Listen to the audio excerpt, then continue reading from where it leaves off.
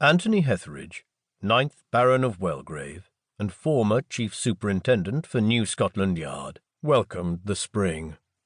In January he'd been forced out of his distinguished career by old enemies who'd long been sharpening their knives. In February he'd returned to the Yard as a consultant, a role that allowed him to do things heretofore only dreamt of. Bill by the hour, ignore internal politics, and go home each day at 5 o'clock.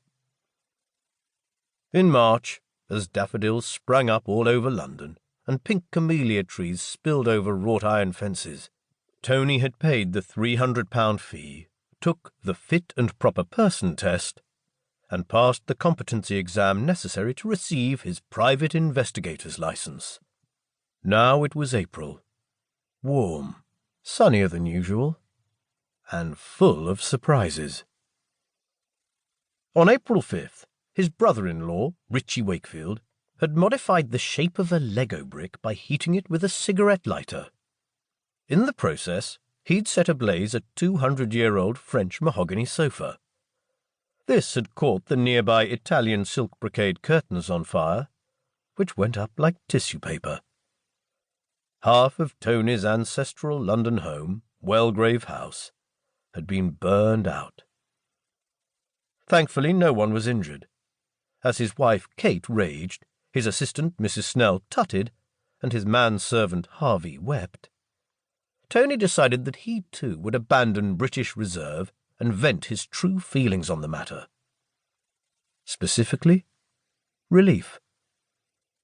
Ringing up an interior design company recommended by his friend Lady Margaret Knowles, he'd authorised its head decorator to chuck out what was ruined, sell what remained, and chase away the ghosts of Hetheridge's past. No more living in a museum, he thought, smiling as he poured himself a cup of tea. He was still a newlywed, in the process of adopting a son, and only 60, as he'd begun to think of it. Once he'd viewed 60 as the beginning of the end. Now he saw it as the end of the beginning. This second volume of his life was like a sequel that surpassed the original. Higher stakes, deeper valleys, and the capacity to surprise him. On April 12th, Tony and Kate had moved into Westminster's newest high-rise, 101 Leadenhall.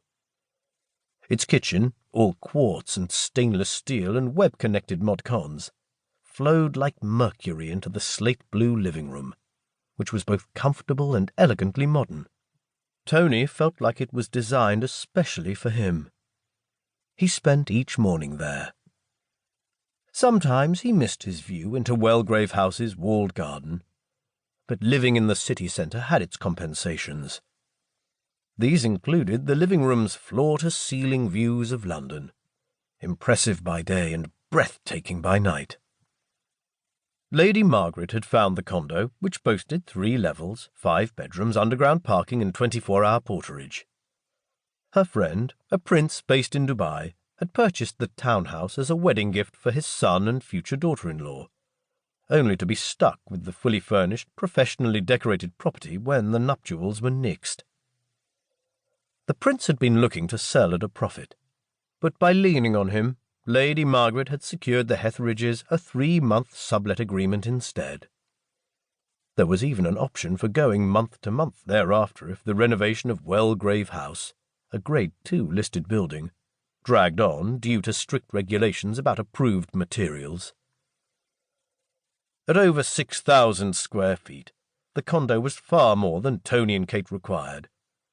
But after the fire and all its attendant drama, the convenience of moving into a home they didn't have to wait for was too good to resist. Within 5 minutes of entering the condo, Tony had felt at home. Kate had hated it on sight, and hated it still. Her underprivileged childhood had rendered her frugal, and not just with money.